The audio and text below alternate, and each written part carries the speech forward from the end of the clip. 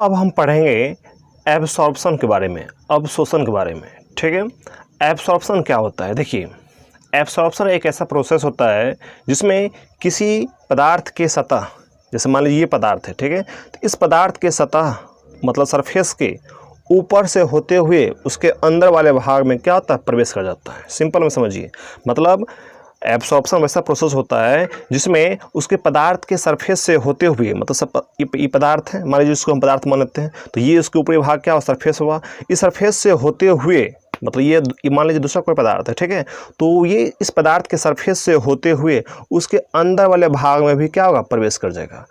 मतलब उसके बल्क वाले भाग में, इंटरफेस वाले भाग में क्या होगा? प्रवेश कर जाता है। तो वो प्रोसेस क्या कहलाता है? अवशोषण कहलाता है, मतलब एब्सॉर्प्शन कहलाता है। ठीक है, एक होता है एडसॉर्प्शन AD, एक होता है एब्सॉर्प्शन AB। ठीक है, मतलब एडसॉर्प्शन में ADSORPTION होता है। ठीक है, इसमें क्या? एब्सॉर्प्शन मतलब अवशोषण, वो होता है अधिशोषण। ठीक है, तो अवशोषण में क्या होता है कि इसमें पदार्थ, कौन सा पदार्थ? कोई गैस होगा या द्रव होगा। वो पदार्थ किसी ठोस या द्रव के सतह से होते हुए उसके अंत वाले भाग में पूर्ण रूप से क्या था? प्रवेश कर जाता है। तो वह प्रक्रिया क्या कहलाएगा? अवशोषण कहलाएगा। या इसको हम ऐसे समझ सकते हैं कि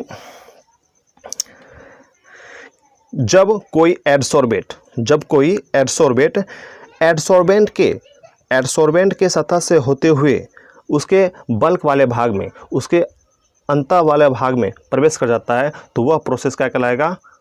एब्सॉर्प्शन कहलाएगा, मतलब अवशोषण कहलाएगा। ठीक है, हमने साफ साफ लिख दिया है इसमें कि वैसा प्रोसेस मतलब वैसा प्रक्रिया जिसमें एडसोर्बेट मतलब अधिशोष एडसोर्बेंट के इंटरफेस या बल्क भाग में प्रवेश करता है, तो वह अवशोषण कहलाता है, एब्सॉर्प्शन कहलाता है। या इसको हम ऐसे भी डिफाइन कर सकते हैं कि वैसा प्रक्रिया जिसमें पदार्थ के कण, यहाँ पदार्थ के जो कण होगा वहाँ यहाँ पदार्थ के कण मतलब क्या? आगे द्रवीय या गैस। ठीक है, तो ये पदार्थ के जो कण है, ये पदार्थ का जो कण होगा ये एडसोर्बेट की तरह कार्य करेगा। ठीक है, मतलब ये एडसोर्बेट सतह से होते हुए, मतलब सरफेस से होते हुए ठोस या द्रव, सॉलिड या लिक्विड, यहाँ सॉलिड और लिक्विड जो होगा यह एडसोर्बेंट की तरह कार्य करेगा। ठीक है, तो ठोस या द्रव के इंटरफेस मतलब बल्क वाले भाग में क्या करता है? प्रवेश कर जाता है। तो वह प्रोसेस क्या कहलाता है? एब्सॉर्प्शन कहलाता है, मतलब अवशोषण कहलाता है। एक बार फिर समझ लीजिए, वैसा प्रोसेस जिसमें पदार्थ के कण द्रवीय या गैस सतह से होते हुए ठोस या द्रव के इंटरफेस में क्या करता है? प्रवेश कर जाता है, तो वो प्रोसेस क्या कहलाएगा? अवशोषण कहलाएगा। अब एग्जांपल की बात करें, सबसे अच्छा एग्जांपल देते हैं आपको, जैसे मान लीजिए स्पंज मिठाई हुआ। ठीक है, तो स्पंज मिठाई में क्या होता है? उसके चारों तरफ छिद्र होता है, तो जब उसको हम रस में डुबाते हैं तो क्या होता है? रस उसके सरफेस से होते हुए उसके इंटरफेस में भी क्या होता है? पूर्ण रूप से प्रवेश कर जाता है। मतलब उसके बल्क वाले भाग में पूर्ण रूप से रस डूब जाता है, मतलब रस को पूरा सोख लेता है। या इसको हम ऐसे भी समझ सकते हैं, जैसे कारखानों में जो लेबर होते हैं, मजदूर होते हैं, काम करते हैं, वो अपने नाकों में मतलब मुंह पे मास्क लगाए रहता है ना, जिसमें मास्क में क्या? चारकोल होता है। वो चारकोल क्या करता है कि जो विषैले गैस होता है उस विषैले गैस को क्या करता है? अवशोषित कर लेता है। ठीक है, तो ये सब इसका एग्जाम्पल हो गया। ठीक है, अब आइए इसको थोड़ा सा हम एग्जाम्पल को थोड़ा सा और बेहतर तरीक़ा से यहाँ लिख कर समझाते हैं। आप ऐसे समझ सकते हैं बेहतर तरीक़ा से, जैसे मान लीजिए एक ये क्या है?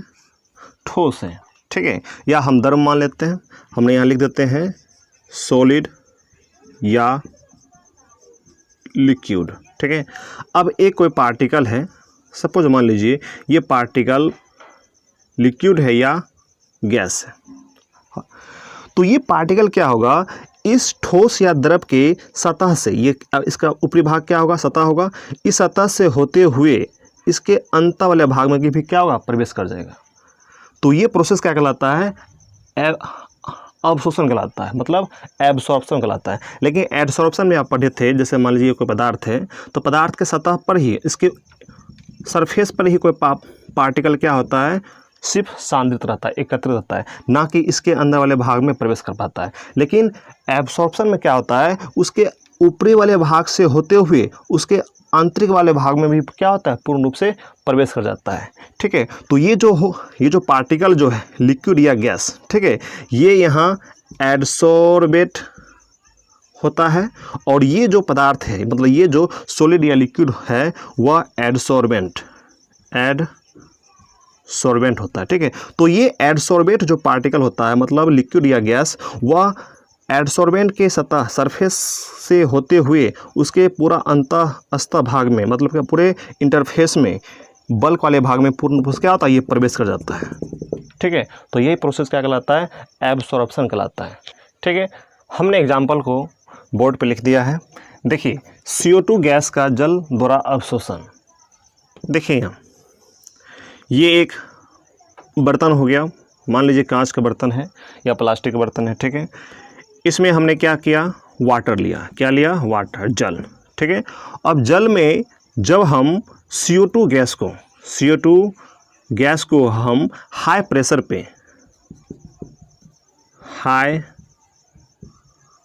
पे हम जब इसको पैक करते हैं हेनरी लॉ के अकॉर्डिंग, ठीक है, तो क्या होता है, ये CO2 जो गैस है वो CO2 गैस इस वाटर में क्या होता है, डिजोल्व हो जाता है। मतलब ये CO2 गैस जो होता है जल में पूर्ण रूप से अवशोषित हो जाता है। ठीक है, तो ये CO2 गैस का जल द्वारा अवशोषण इसका उदाहरण हुआ। ठीक है, सेकेंड हम देखते हैं पानी द्वारा अमोनिया गैस का अवशोषण। तो अमोनिया जो है वह पानी के साथ अवशोषित हो जाता है, मतलब पानी में वो घुल जाता है। अब हो गया गैस मास्क में रखा चारकोल द्वारा विषैलो गैस का अवशोषण। तो कारखानों में जब लेबर या मजदूर काम करते हैं तो अपने मुंह पे क्या होता है, गैस मास्क लगा रहता है, जिससे क्या होता है, अगर उसमें विषैले गैस है तो उस विषैले गैस को वह गैस मास्क जो होता है उसमें क्या रखा रहता है, चारकोल। वो चारकोल क्या करता है, अवशोषित कर लेता है, जिससे क्या होता है, उस इंसान को बीमारी होने से बच जाता है। मतलब जो भी जहरीले गैस होता है वह मास्क द्वारा अवशोषित हो जाता है और इंसान सेफ रहता है, सुरक्षित रहता है। तो ये हो गया मिट्टी द्वारा जल का अवशोषण। अब जैसे मिट्टी है, सॉइल है ना, तो ये मान लीजिए मिट्टी है, तो मिट्टी में भी क्या होता है, छिद्र होता है। जब इसमें पानी मतलब पानी का पार्टिकल इसमें अगर पड़ेगा, पानी का पार्टिकल इस पर गिरेगा तो क्या होगा, ये इसके सरफेस से होते हुए मतलब ये ऊपरी सतह से होते हुए पानी का पार्टिकल जो होगा वह उसके इंटर वाले फेस में भी क्या होगा, प्रवेश कर जाएगा। मतलब ये पानी क्या होगा, उसके आंतरिक वाले भाग में, अंतस्थ वाला भाग में क्या होगा, प्रवेश कर जाता है। तो ये सब उसका उदाहरण हो गया। इतना समझिए कि जो पार्टिकल सरफेस से होते हुए उसके बल्क वाले भाग में प्रवेश कर जाता है तो वो प्रोसेस क्या कहलाता है, एब्सॉर्प्शन कहलाता है। अर्थात ऐसे समझ सकते हैं, जब कोई गैस या लिक्विड के पार्टिकल किसी ठोस या द्रव के सतह से होते हुए उसका अंतस्थ वाला भाग में प्रवेश कर जाता है तो वह प्रक्रिया एब्सॉर्प्शन मतलब अवशोषण कहलाता है। ठीक है, अब हम पढ़ेंगे सॉर्प्शन के बारे में। एडसॉर्प्शन और एब्सॉर्प्शन मतलब अधिशोषण और अवशोषण, जब दोनों प्रोसेस एक साथ साथ हो। ठीक है, मतलब दोनों प्रोसेस क्या हो, साथ साथ होगा तो वह प्रोसेस क्या कहलाएगा, सॉर्प्शन कहलाएगा, मतलब शोषण कहलाएगा। ठीक है, इसमें क्या होता है कि एडसॉर्प्शन की भी प्रोसेस होता है और एब्सॉर्प्शन की भी प्रोसेस होता है, मतलब अधिशोषण भी होता है और अवशोषण भी होता है। जैसे हम बात करें चारकोल द्वारा हाइड्रोजन गैस का ग्रहण होना, तो अगर हम मान लीजिए इसको हम चारकोल मान लेते हैं, सपोज मान लीजिए इसको हम चारकोल मान लेते हैं, तो ये जो हाइड्रोजन गैस होगा वह हाइड्रोजन गैस इसके सतह मतलब क्या, ये चारकोल है, एक ठोस है। ठीक है, तो इसके सतह से होते हुए मतलब इसके सतह पर भी क्या होगा, सांद्रित होगा, एकत्रित होगा, जमा होगा, और इसके सतह से होते हुए, सरफेस से होते हुए भी इसके इंटरफेस वाले भाग में क्या होगा, प्रवेश कर जाएगा। ठीक है, तो जहाँ क्या हो, एडसॉर्प्शन की प्रक्रिया हो और एडसॉर्प्शन की भी प्रक्रिया हो और एब्सॉर्प्शन की प्रक्रिया हो साथ साथ, तो वह प्रोसेस क्या कहलाता है, सॉर्प्शन कहलाता है। सॉर्प्शन जो है ऐसे बना, देखिए एडसॉर्प्शन प्लस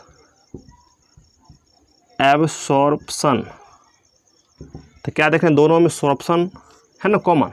ठीक है, तो यही है सॉर्प्शन, मतलब वैसा प्रक्रिया जिसमें एडसॉर्प्शन और एब्सॉर्प्शन मतलब अधिशोषण और अवशोषण दोनों साथ साथ होता है तो वह शोषण कहलाता है, मतलब सॉर्प्शन कहलाता है। मतलब इसके किसी पदार्थ के सतह पर भी जमा होगा, ठीक है, हम पढ़ चुके हैं किसी पदार्थ के ऊपरी सतह पर कोई पदार्थ आकर एकत्रित होता है तो वह प्रक्रिया अधिशोषण कहलाता है, और उसके सतह से होते हुए अंतःस्थ वाले भाग में भी प्रवेश हो जाता है तो वह प्रक्रिया क्या कहलाता है, अवशोषण होता है। इसमें क्या होता है, उसके ऊपरी वाले भाग पे सरफेस में भी एकत्रित रहता है और उसके अंत वाले भाग में भी क्या होता है, प्रवेश कर जाता है। अब हम समझेंगे डिसॉर्प्शन के बारे में। तो डिसॉर्प्शन क्या होता है, एडसॉर्प्शन का जो विपरीत प्रक्रम होता है उसी को क्या बोलते हैं, डिसॉर्प्शन बोलते हैं। सिंपल में समझिए, जैसे मान लीजिए क्लास होगा, ठीक है, तो विद्यार्थी आएगा, बेंच पर बैठेगा, तो बेंच पर बैठा, बेंच क्या हो गया, एडसॉर्बेंट हो गया, विद्यार्थी क्या हुआ, एडसॉर्बेट हुआ। ये प्रोसेस क्या हो गया, एडसॉर्प्शन हुआ। लेकिन जब क्लास छुट्टी होगा तो विद्यार्थी बेंच पर से उठकर चला जाएगा, तो ये बेंच पर से उठकर चले जाने की प्रोसेस क्या हुआ, डिसॉर्प्शन हुआ। मतलब विद्यार्थी उठ गया बेंच पर से और चला गया, तो ये प्रोसेस क्या हुआ, डिसॉर्प्शन हुआ। तो इसका मतलब ये हो गया कि एडसॉर्बेंट के सतह से एडसॉर्बेट का गायब होना डिसॉर्प्शन कहलाता है। हम इसको ऐसे भी डिफाइन कर सकते हैं या ऐसे बोल सकते हैं कि एडसॉर्प्शन मतलब अधिशोषण की विपरीत प्रक्रिया को ही क्या बोलते हैं, डिसॉर्प्शन बोलते हैं। या इसको हम ऐसे भी लिख सकते हैं, एडसॉर्बेंट की सतह से एडसॉर्बेट का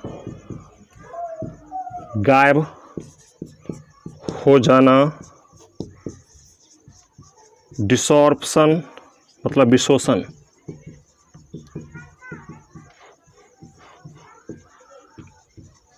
कहलाता है। इस बात को याद रखिएगा, ठीक है ना।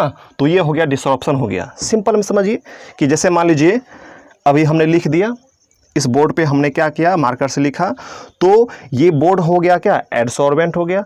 ये इस जो इंक है क्या हो गया, एडसॉर्बेट हो गया। अब हम इसको मिटा देंगे, जैसे मान लीजिए इसको हमने लिखा, इसको मिटा दिए, तो मिटा मतलब क्या, ये एडसॉर्बेंट के सतह से गायब हो गया। तो ये प्रोसेस क्या कहलाता है, डिसॉर्प्शन कहलाता है। ठीक है, उम्मीद करता हूँ कि इस चीज़ को आप अच्छी तरह से समझ गए होंगे। ठीक है, अगले वीडियो लेक्चर के अंतर्गत हम फिर मिलते हैं। अगर आपको ये वीडियो लेक्चर अच्छा लगा हो तो प्लीज़ इसे चैनल को सब्सक्राइब कीजिएगा और अपने फ्रेंड्स के बीच शेयर कीजिएगा और लाइक कीजिएगा। Thank you, God bless you. Comment box में ज़रूर कमेंट कीजिएगा।